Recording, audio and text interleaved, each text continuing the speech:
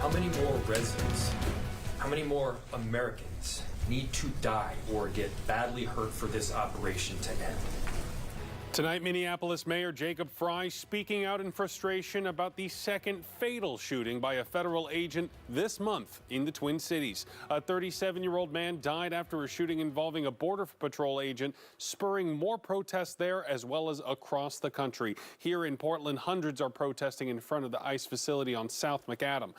Good evening, and thank you so much for joining us tonight at 11 on your Saturday. I'm Barry Mangold. We're going to be showing you the scene here in Portland live in just a minute. But first, we got to learn more about the man who died in a hospital after being shot multiple times by immigration officers.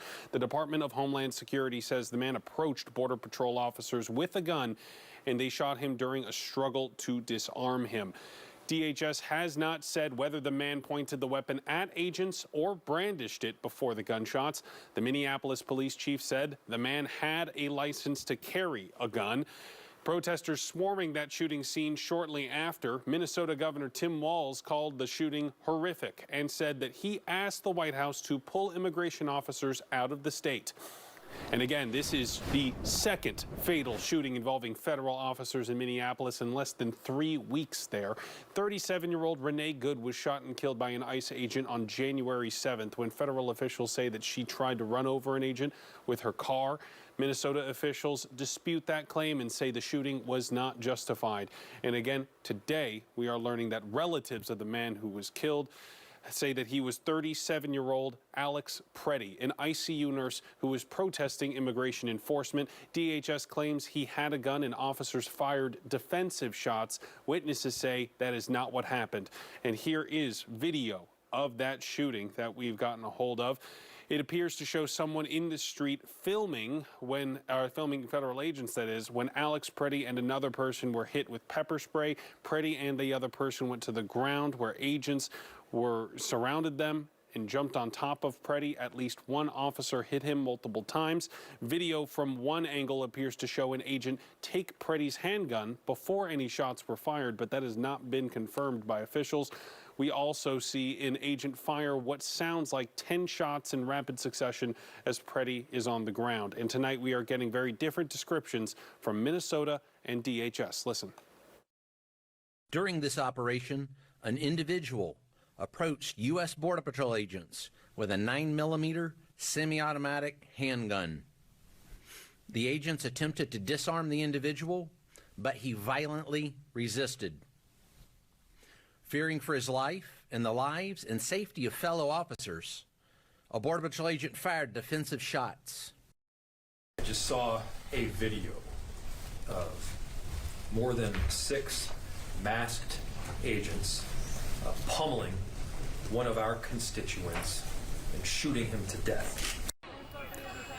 Minnesota Governor Tim Walz insisting the state will investigate this, but DHS officials are reportedly blocking state investigators from the scene despite a court warrant. President Trump reacted to the shooting on Truth Social tonight, saying, quote, "Much of what you're witnessing is a cover-up for this theft and fraud," referring to the recent child care fraud activity in Minnesota. He went on to say, quote, "The mayor and the governor are inciting an insurrection with their pompous, dangerous, and arrogant rhetoric." His post included the picture of the gun DHS officials say was recovered from the man shot and killed. Today, he claimed, Trump did, that Governor Walz and Mayor Frey were not allowing police to protect ICE officers. Both the governor and mayor have called for federal agents to leave the state and city.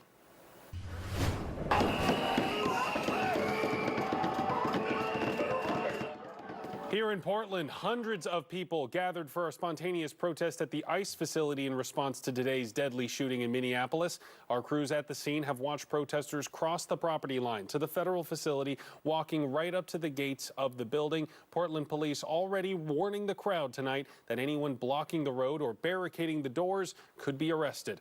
We have K2's Jennifer Singh joining us live from the ICE facility right now. So, Jen, this is far from your first time at an ICE protest. Describe the crowd there tonight and what you're seeing now. Well, Barry, the crowd has dwindled a bit. There are probably around 100 people here. We saw those numbers get up to well over 300 earlier, if we have to take a guess.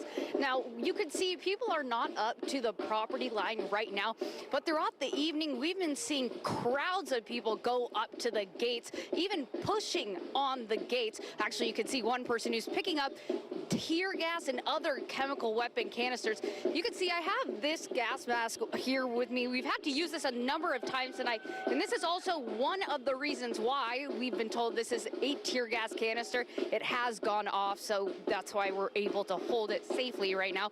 But we've seen a different approach from both protesters and federal agents tonight. Protesters have been throwing things back, once again pushing up to the gates. Normally, we've been seeing if anyone crosses the blue line, they're subject to arrest. And then federal agents have been in the back, first of all, starting off by deploying chemical weapons inside of the gates and having it waft out to protesters. Protesters responding by waving it back with their signs. It wasn't until earlier this evening, maybe around 8 o'clock, that we first saw federal agents come out, deploy tear gas, flashbangs, pepper balls, and other chemical munitions. Now, we have not seen anyone detained this evening. Typically, like I said, once you cross that blue line, we've seen that's when people are targeted for arrest. One other thing I do want to know, we did see people earlier trying to rip off the wood of the side of the building, as well as throwing rocks and other items at the security camera to knock it down. People have been banging on the doors all day. Now, I did speak with one person who had one of these chemical weapons deployed on her, and she talked about that. Take a listen. It's disgusting. It's abysmal. It's anti-American. We have a First Amendment right to peacefully protest and to assemble. And we've been screaming. Sure, we have our little signs, but it's disgusting. It's completely un-American. We should be able to assemble in front of a federal building and give our peace of mind without being assaulted by less than lethal weapons. And like you said earlier, Barry, Portland police did mention earlier, they posted on X that anyone barricading or interfering with the gates in the entrance here could be subject to arrest. We did see one person detained by Portland police. It is still unconfirmed to us what they were arrested for, but of course we'll keep you updated with any developments. For now, we'll keep you updated with any developments also online. For now, live in South Portland, Jennifer St, K2 News. Back to you, Barry. Certainly an active scene there, Jennifer. Thank you. And local members of Congress are also responding to today's fatal shooting in Minnesota by a federal officer. Senator Jeff Merkley of Oregon saying online, quote, "Horrific, another senseless execution of a citizen by Trump's lawless federal agents. Federal agents are terrorizing communities in Minnesota, Oregon, and across the country." Washington Congresswoman Marie Gluesenkamp-Perez also responding to that shooting, saying it's unacceptable to have another needless death in Minnesota, and it's unacceptable to have elected officials and others continue to throw gas on this fire or tacitly encourage assaults on law enforcement and anyone else. The situation is un-American, and Secretary Noem needs to step down. And at a press conference today, Oregon Governor Tina Kotek said that the cruelty coming from the federal government needs to stop. She said, quote, "All immigrants are part of our community all across Oregon, everywhere." Also, she said that immigrants built Oregon and that we need to protect each other. Kotek also said that she is directing the Office of Immigration and Refugee Advancement to understand the problem on the ground. K2 is actively tracking the latest developments in this story, both in Minnesota and in Oregon. For more of our coverage, head to KATU.com. It's not going to stop unless everybody gets out in the streets.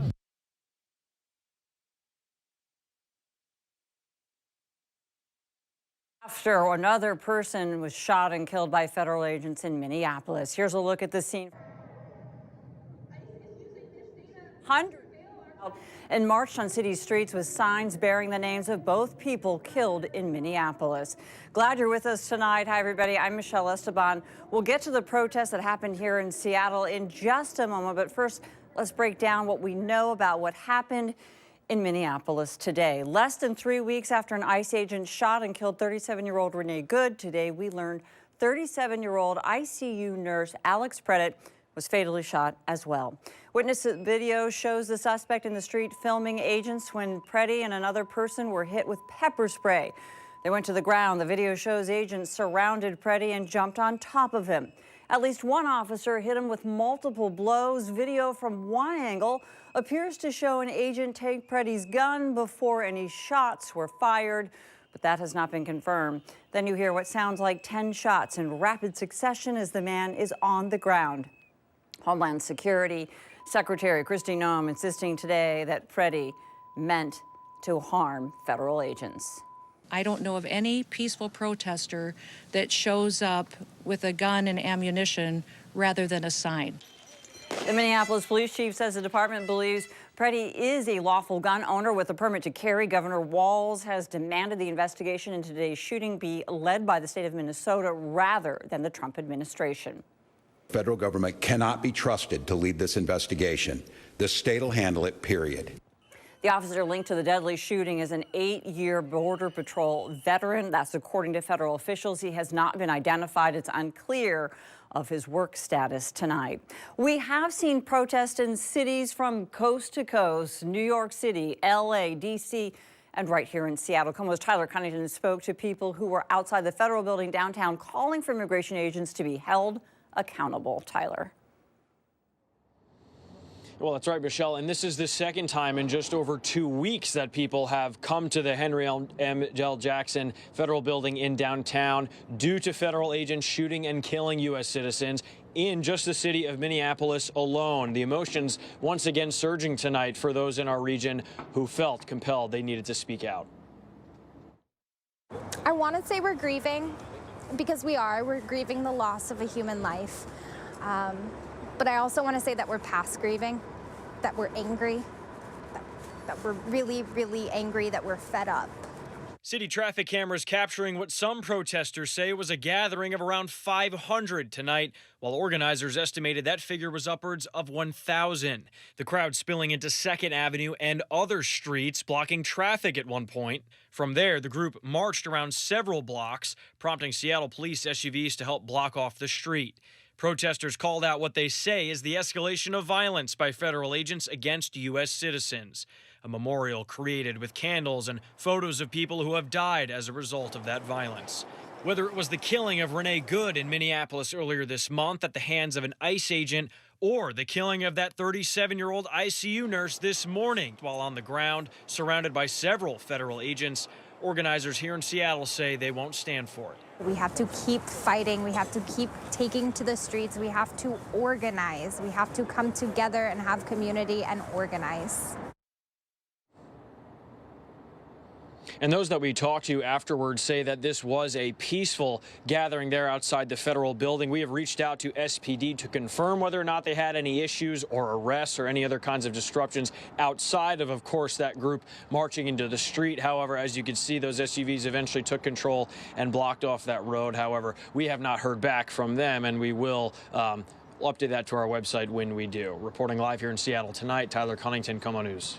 Tyler, thanks very much. Leaders here locally and across the state responding to the second shooting in Minneapolis. Governor Bob Ferguson posted on X, quote, "Another person shot by ICE agents, another life lost. Our descent into authoritarian rule continues. This is a dark chapter in our history of America." Washington Republican Party Chair, State Representative Jim Walsh, responded directly to the governor, saying, quote, "ICE agents are enforcing the law. The left is turning up the deceitful rhetoric." Senator Maria Cantwell posted this: "President Trump has crossed the line. Americans will not stand for massed armed troops roaming their neighborhoods."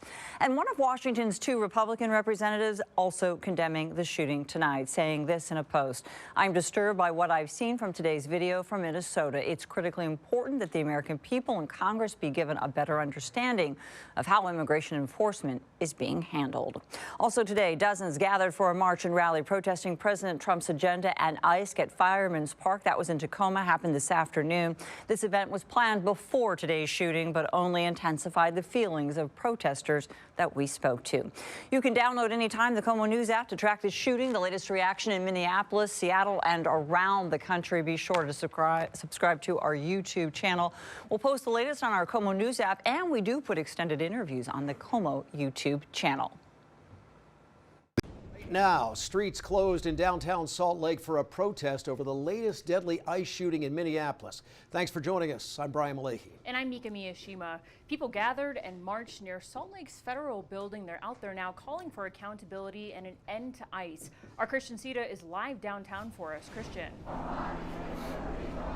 Mika, Brian, now that protest is still continuing this evening. Now I do want to show you what we're seeing here on State Street. You can see plenty of protesters. Looks like there's hundreds of people holding signs, marching and chanting. Now this started just before 3 p.m. and they were at the federal building where they demonstrated before walking down these streets. Now organizers say the event was held in response to what they describe as the public killing of a U.S. citizen by ICE agents in Minnesota. Chanting and holding signs reading "I stand with Minnesota, stop the cruelty and abolish ICE." Protesters marched from the Wallace Federal Building to the Federal Immigration Office. Organizers call the rally an emergency response, saying the Minneapolis incident reflects a broader pattern of violence by federal immigration enforcement. Killing American citizens. This is not making America great.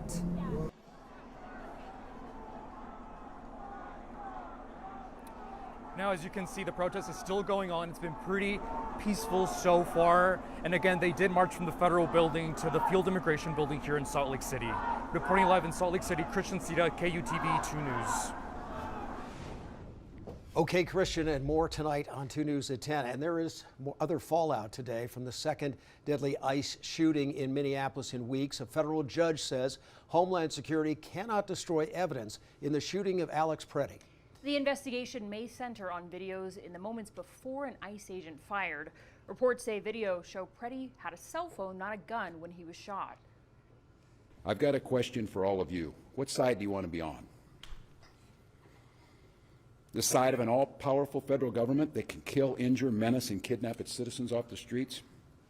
Or on the side of a nurse at the VA hospital who died bearing witness to such government? Or the side of a mother whose last words were, "I'm not mad at you"? Governor Walz pointing to a witnessed video saying Pretti had protested peacefully when officers tackled, then shot him.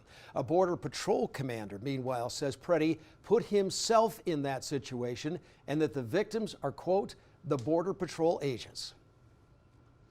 The officer who shot and killed Alex Pretti is an 8-year Border Patrol veteran. He has not been identified.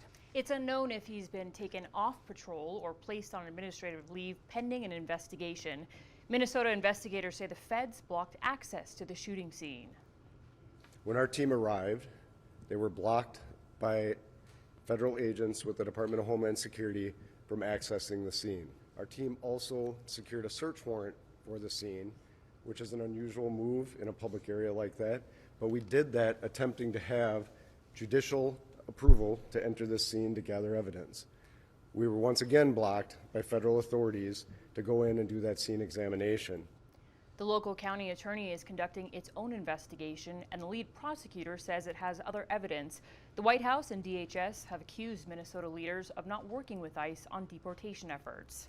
This is the third ICE shooting in Minneapolis in less than several weeks. 37-year-old Renee Good shot and killed early January when ICE says she tried to run an agent over with her car, a claim Minnesota disputes. Then an ICE agent shot a man who was in the country illegally after he and 2 others were accused of attacking that agent while he tried to make an arrest. And Democrats are now threatening a partial government shutdown over funding for ICE. Senator Chuck Schumer says a bill before Congress is inadequate to, quote, rein in the abuses of ICE.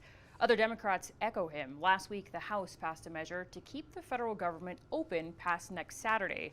A key Republican in the Senate says GOP members are exploring all options to avoid a shutdown. And here in Utah, a Salt Lake area real estate development firm says it will not sell one of its buildings to the federal government for an ICE detention center. The Ritchie Company says there is no deal to sell property at 1199 North, 6880 West. This is west of the airport. Demonstrators this week rallied against the ICE center outside of Ritchie Group offices. Saturday afternoon, the company called for civil and respectful dialogue when it announced that the Ritchie Group and its investors have no plans to sell or lease the property in question to the federal government.